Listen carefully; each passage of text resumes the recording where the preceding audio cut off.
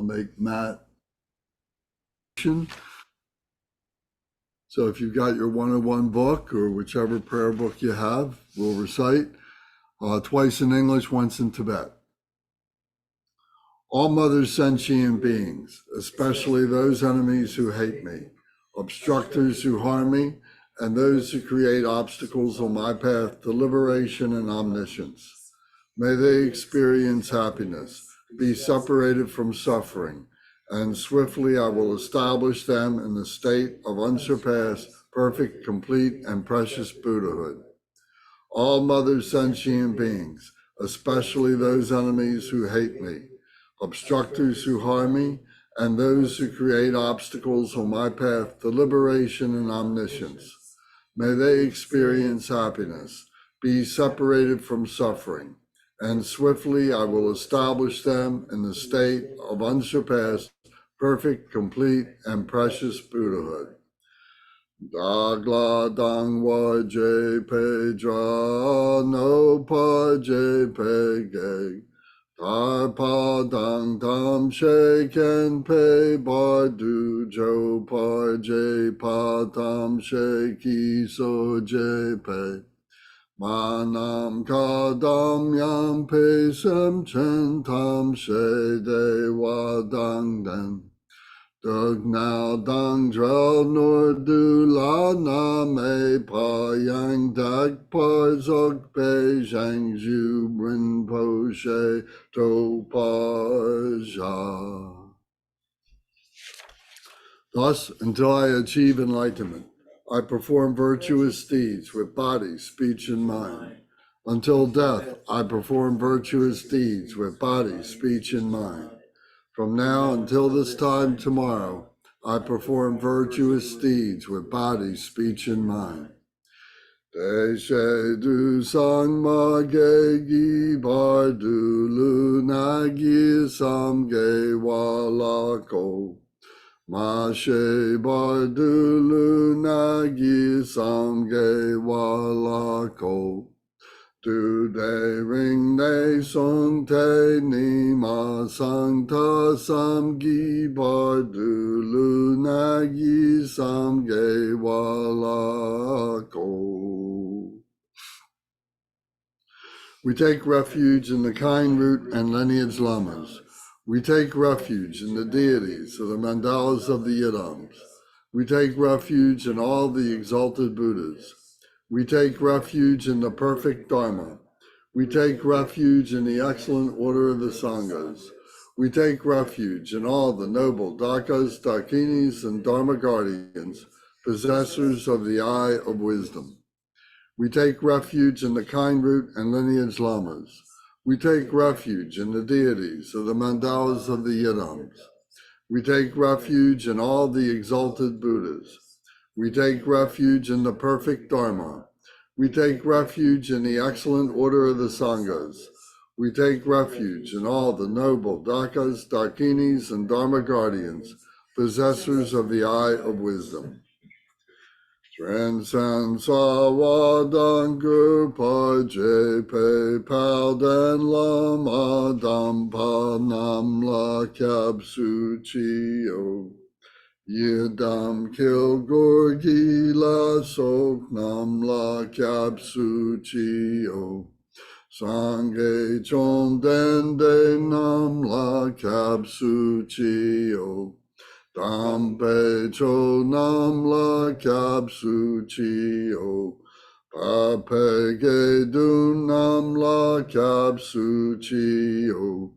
Pawo kadro cho kyung song me song yeshe gi cheng dang demba nam la kyabsu chio. Until I attain the heart of enlightenment, I take refuge in all the Buddhas. I take refuge in the Dharma, and likewise in the assembly of the Bodhisattvas. As the previous Buddhas embraced the enlightened mind and progressed on the Bodhisattva's path, I too, for the benefit of all sentient beings, give birth to bodhicitta and apply myself to accomplish the stages of the path. Until I attain the heart of enlightenment, I take refuge in all the Buddhas. I take refuge in the Dharma, and likewise in the assembly of the Bodhisattvas. As the previous Buddhas embraced the enlightened mind and progressed on the Bodhisattva's path, I too, for the benefit of all sentient beings, give birth to bodhicitta and apply myself to accomplish the stages of the path.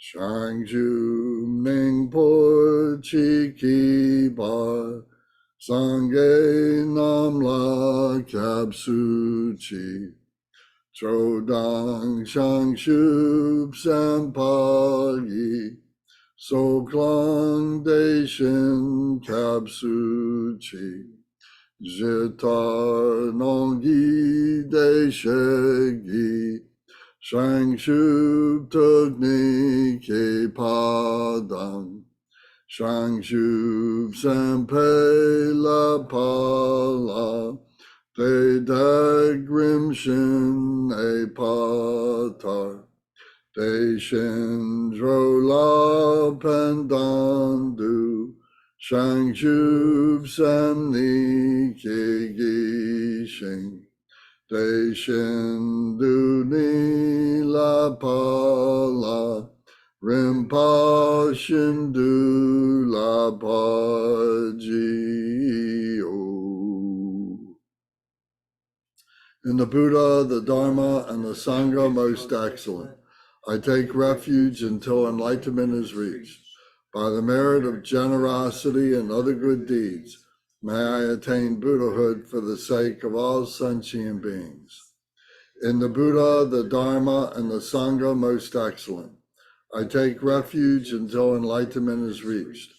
By the merit of generosity and other good deeds, may I attain Buddhahood for the sake of all sentient beings.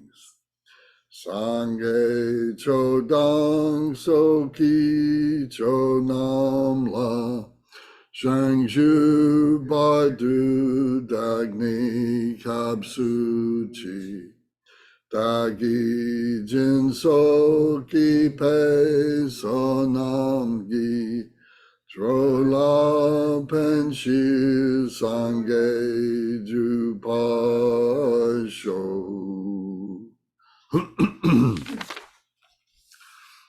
May all mother sentient beings, boundless as the sky, have happiness and the causes of happiness. May they be liberated from suffering and the causes of suffering. May they never be separated from the happiness that is free from sorrow.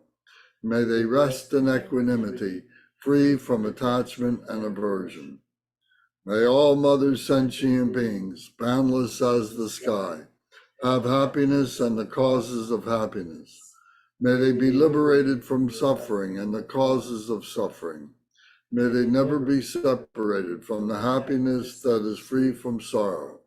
May they rest in equanimity, free from attachment and aversion. Manam kadam yan pesem centam she dewadang dewe gudang dempa jurchi. Dugnal dang dunal gi gudang drawar jurchi. Dugnal me pe dewadang bidrawar jurchi. Nay ring jack dang ni dang drawe dang namla ne pa jorchi. Now we go to the 7-limb prayer. And here, Paul, you might want this book. I didn't realize you didn't have a book.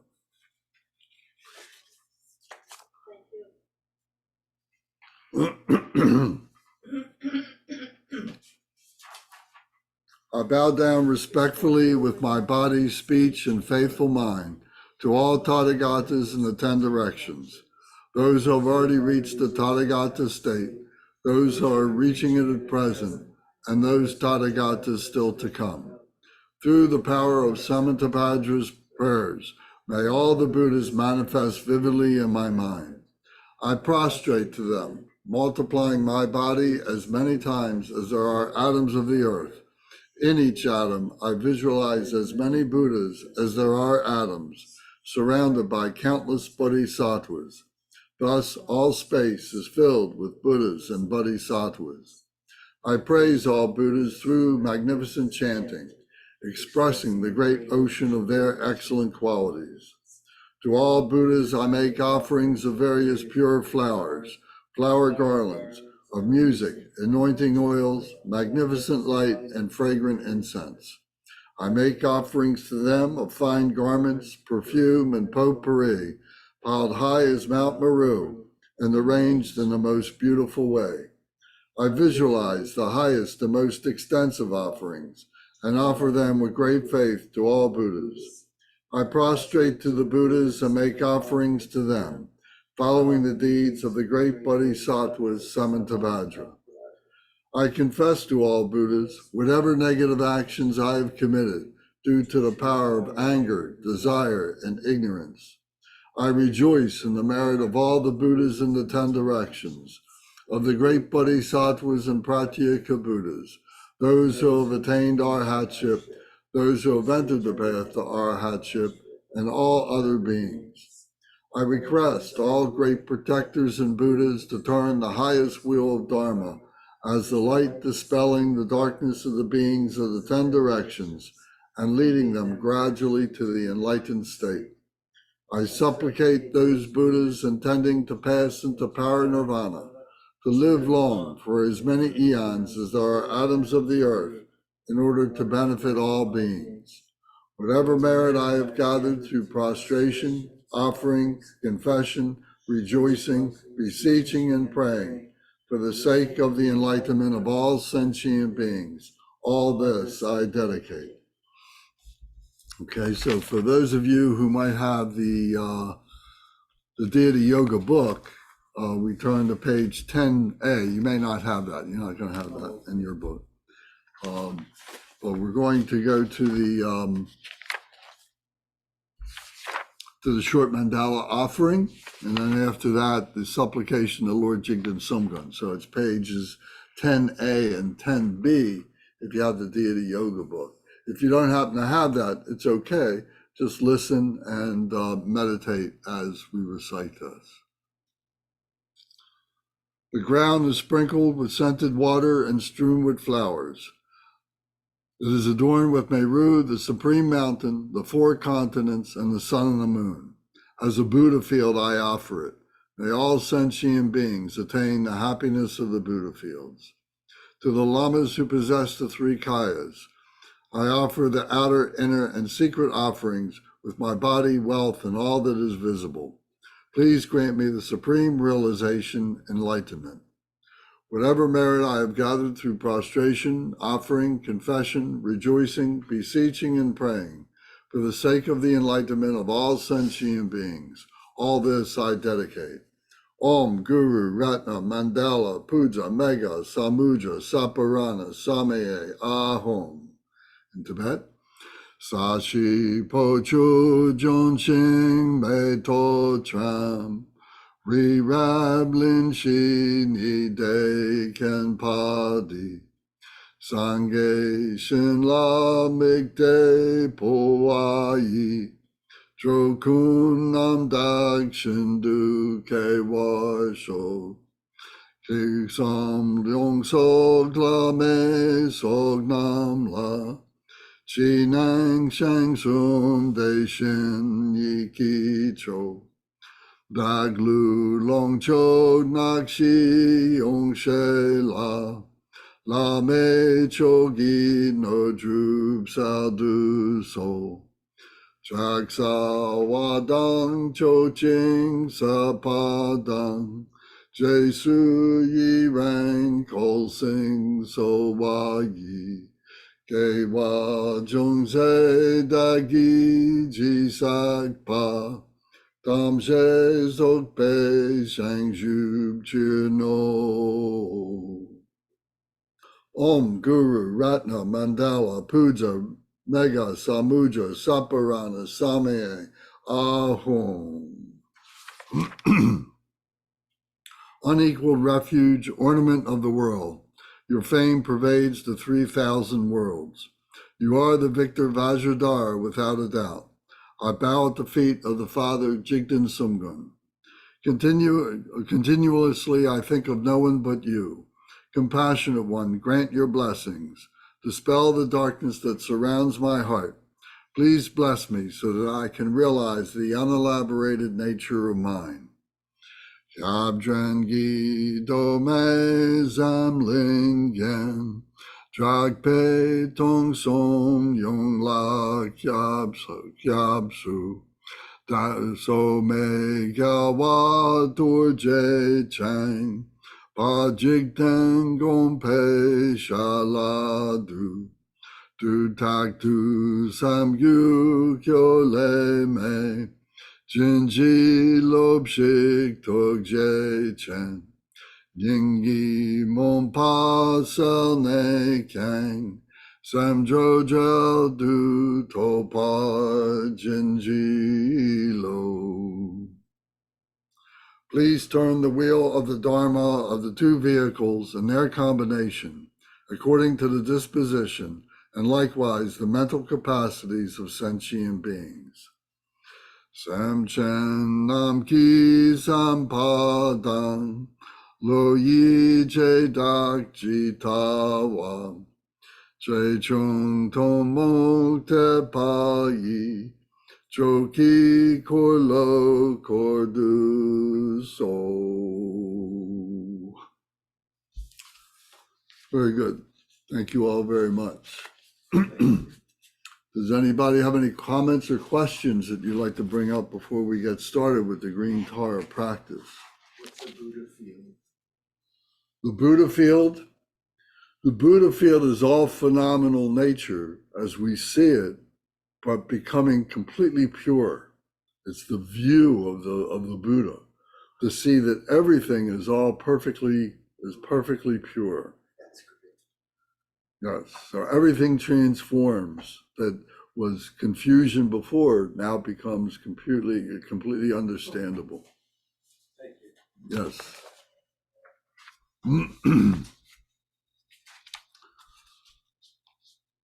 Okay, so we go to, excuse me one second while I look at my book here.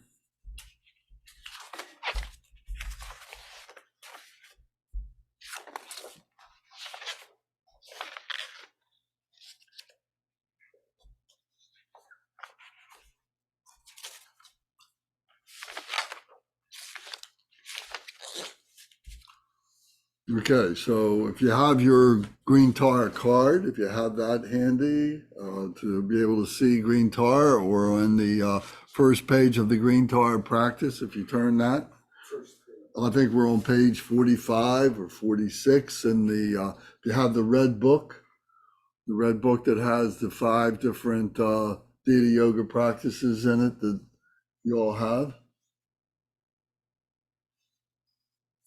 So we see the image of Green Tara. She is sitting on a lotus pedestal and on a moon disk. So if you look at page 45 inside your book there, Mark.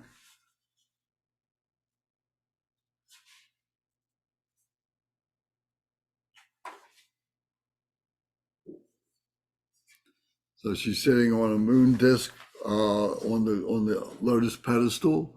She has a beautiful green body, and her right leg is extended while her left leg is drawn in. The right leg is extended so that she can jump up and come to anyone's support at any time. And her right hand is holding a lotus flower at the right knee, and the left hand is at the heart center or up at the shoulder, and is holding the stem of another lotus flower. So she's receiving the blessings of the lotus, which is the purity coming in through the left, circles her heart, and then goes out through the right hand, offering purity to all beings, in order that they may be pacified from their suffering and protected from further suffering. So as we go through the practice, more explanation will come. Last week, we went through a detailed explanation of this. So you can watch that on YouTube. If you have questions, we can answer your questions. So we begin with the introduction on page 46. So Paula, in your book, it'll be right in the first page. It'll be the introduction. Okay. Anybody has any questions, please hold them until the end, because we'd like to be able to go through this whole practice. Okay, so the introduction. So everybody read this together. Shenrezig is an emanation of Buddha Amitabha's compassion, and Tara is an emanation of his wisdom. Shenrezig cultivated indomitable courage to benefit all sentient beings until samsara was emptied. For limitless kalpas, he benefited sentient beings by bringing them to the state of liberation. However, the total number of sentient beings did not decrease. One day he became exhausted and tears came to his eyes. Being overwhelmed by the suffering of sentient beings, these two tears became Tara and Prakriti. Tara said to him, I will protect those who fear the suffering of samsara. Don't worry, I will protect them. Thus she works together with Shenrezig to benefit sentient beings. Buddha Varanchana made the 21 verses of praise to Tara and taught many Tara teachings. She has countless manifestations with different numbers of faces and hands. Acharya Abba Ghosha said, the body of Tara manifests in many forms, such as Brahma, Vishnu, Shiva, wrathful forms, peaceful forms, Umadeva, and so forth. Mamaki, Tara, Pandari, Buddha Lotsawa, and so on. Depending on the level of sentient beings, she is the basis of the manifestation of all female deities. In India, she manifested as Maya Devi, the mother of Buddha Shakyamuni, Gelongma Palmo, Lady Mandarara, and so forth. In Tibet, she appeared as Dakini Yeshe Sogul, Machik Lobjong, Achi Choki Joma, and many of the abbesses of the Drikung Turdam nunnery. Just hearing her name with devotion frees one from the 8 or 16 fears. Practicing her meditation and reciting her mantra dispels all obstacles. One will be born in Dewachen, the Pure Land of Buddha Amitabha. So the 8 fears and the 16 fears, the 8 fears is the outer fears, or the 8 fears, the fear of lions, the fear of elephants, the fear of fire, the fear of snakes, the fear of robbers, the fear of imprisonment, the fear of water, and the fear of demons. Then the 16 fears, or is the inner fears, which would be the 8 outer plus these 8. The fear of pride, the fear of ignorance, the fear of anger, the fear of jealousy, the fear of wrong view, the fear of stinginess, the fear of desire, and the fear of doubt. So these are the 16 fears that green Tara helps to protect us from, to purify our confusions, our misconceptions, and so on, purifying so that we can protect ourselves through the Buddha Dharma. So now we begin with the page 46 again at the bottom where the italics. It says Om Shravasti, the embodiment of all the victorious one's activities, the great mother of the Buddhas of the 3 times, the supreme object of hope for the beings of these degenerate times. I surrender to the Noble One. Please grant the ordinary and extraordinary achievements. Sit in a comfortable place, With a relaxed mind, establish the mind in the four foundations, take refuge, cultivate bodhicitta, and engage in deity yoga. So the four thoughts that turn the mind to the Dharma are the four foundations. So you say the precious human life, impermanence, karma, and the suffering of samsara.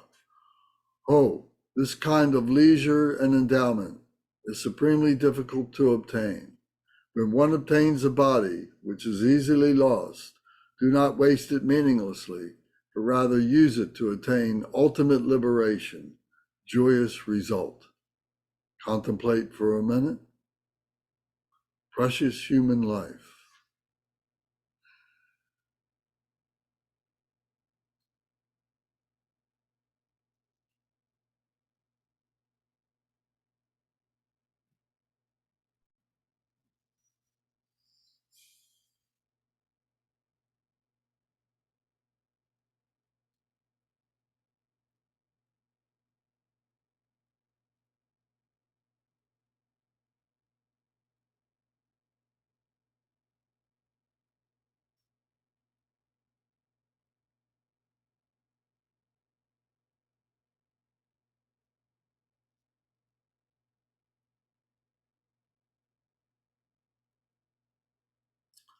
The next is impermanence.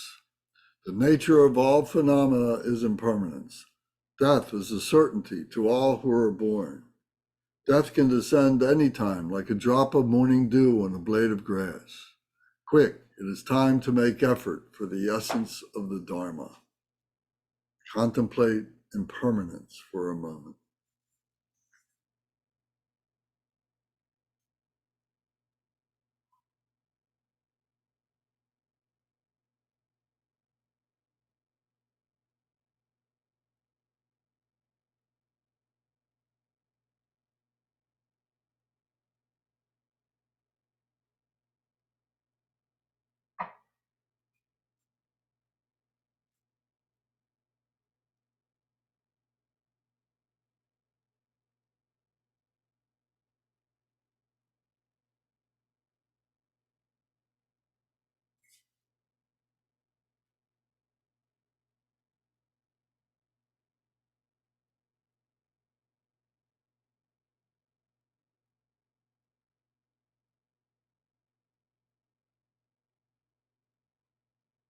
Next is karma, cause, and result.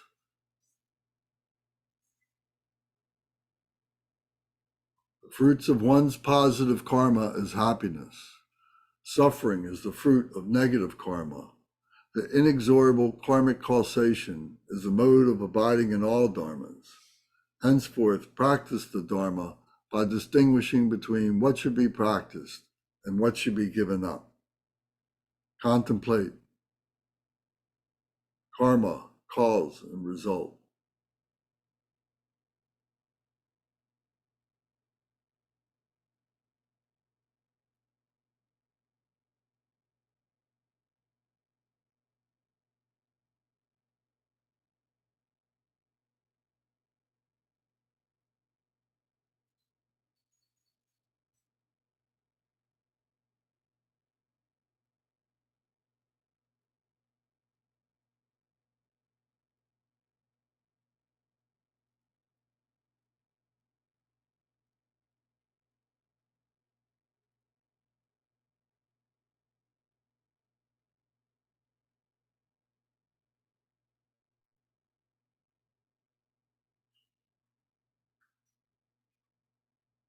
The last of the four thoughts is the suffering of samsara. In the three lower realms, and even in the three higher ones, there is not an instant of absolute happiness. I will avoid the root cause of my samsaric existence by practicing the excellent path of peace to Buddhahood.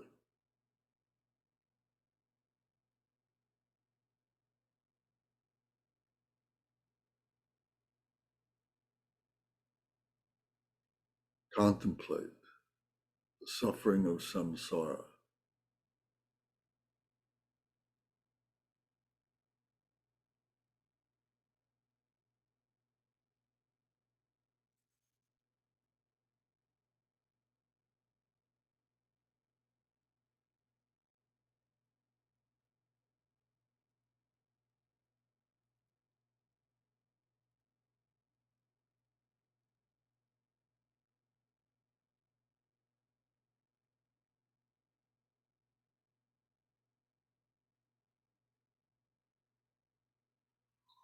Okay. Now, page 47, refuge and cultivation of bodhicitta. To the assembly of the Bhagavati deities, the embodiment of the triple gem, I and others take refuge until enlightenment is achieved. In order to protect all sentient beings from the fears of samsara, I cultivate the two types of bodhicitta. To the assembly of the Bhagavati deities, the embodiment of the triple gem, I and others take refuge until enlightenment is achieved. In order to protect all sentient beings from the fears of samsara, I cultivate the two types of bodhicitta. Chogsum kondu pagme la sogla, changju bardu dagso kyabsuchi, drokun si pe jigsog le kyobchir, changju semni dampa rabgedo. Next is the meditation on emptiness. Om Shanyata Jana Bhaja Sobhava Atmako Ham. I am born into the emptiness wisdom. The visualization. All the phenomena of grasping and fixation dissolve into emptiness. The vast protections manifest from that emptiness.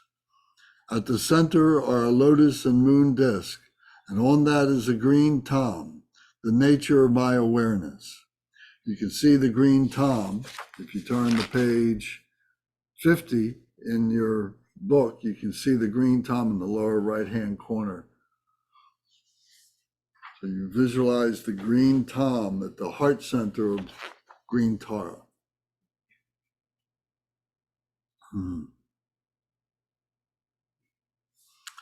And back to the text, the last sentence in page 47. Light radiates and purifies the obscurations of sentient beings. It then makes offerings to all the Buddhas and returns. I become Tara with one face and two arms in the giving mudra, holding a green lotus. My two legs are in the half lotus posture with a dignified youthful form, blue-green in color, wearing silken robes and jewel ornaments, radiating light in the Sambhogaya form. Light manifests in all directions from the three syllables at the three places, bringing all the Buddha's wisdom, compassion, and activities, which dissolves into me. I become the embodiment of the Sugatas of the three times. Back to the visualization in Tibet. Zongzen dupe chokunam sokparjan, tongpe nagle sonku yang peo, de pe de dena rang rig tam jangu, was a chote dro juk jipa jang. Gaucho sudurang ni pagmeku, zao chig chagni chogjin utpalsen, zabni chekil ying tab sonu so, jang nong tardang ratna doshal chen. Se pe wo cho long cho zog pe ku, ne sum ju sum wo zer cho kun cho, yao kun ken se wo zer rang la tim, du sum de sheg rang zog yom chen mo. Now we make offerings to the Buddhas and the Bodhisattvas that are guests within our heart center. So we're gathering all the blessings and making the offerings of drinking water, washing water, flowers, incense, light, scented water, perfume, food, and music. Om Ayatare Saparivara Argam Pratitsa Soha. Om Ayatare Saparivara Padyam Pratitsa Soha. Om Ayatare Saparivara Pushpam Pratitsa Soha.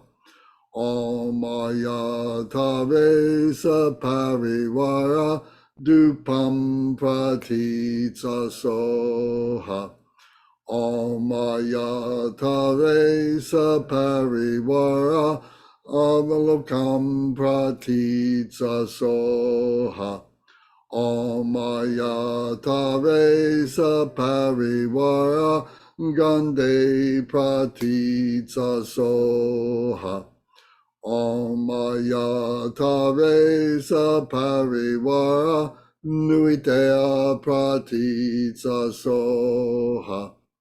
Om Ayatare Saparivara Shapta Pratitsa Soha.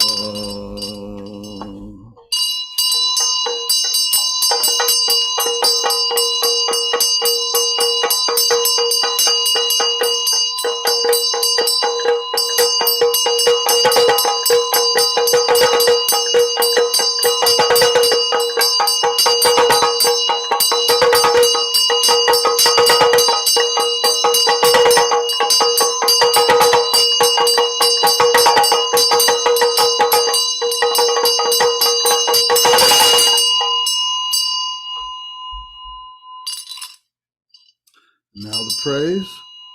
The crowns of gods and demigods pay homage to your lotus feet. You who liberate from all unfavorable conditions, I praise and prostrate to Mother Tara. In Tibet, La Dan La Min Cho Pen Gi Zabgi Pe Mo La Tu Ne Pom Pa Kun Le Zo Ze Ma Jo Ma Yum La Chak Sa To.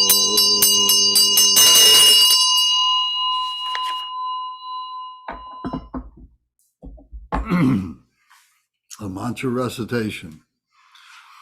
On a moon disk at the heart level is a tom syllable surrounded by the mantra, radiating light to all the Buddhas, bringing back the blessings that dissolve into me, revealing the inseparability of appearance and emptiness, the nature of infinite qualities of all Buddhas.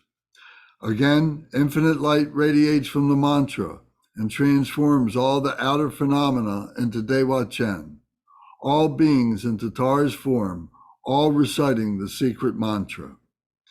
So we're visualizing the tom syllable at the heart of Tara, and that from our heart, we're requesting the blessings from the Buddhas and Bodhisattvas, and the blessings come into the tom syllable that is in our heart.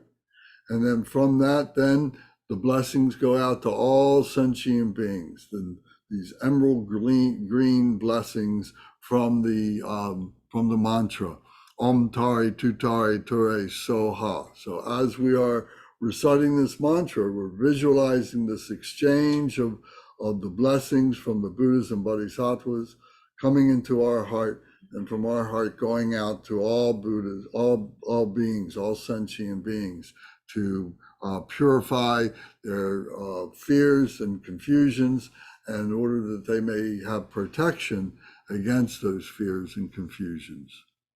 So now we recite the mantra recitation in Tibetan. Tukar daten tam jang naki gur, dro chin gyal kun cho je jin labdu. Nag tong shur me rab jam gyal wei zel.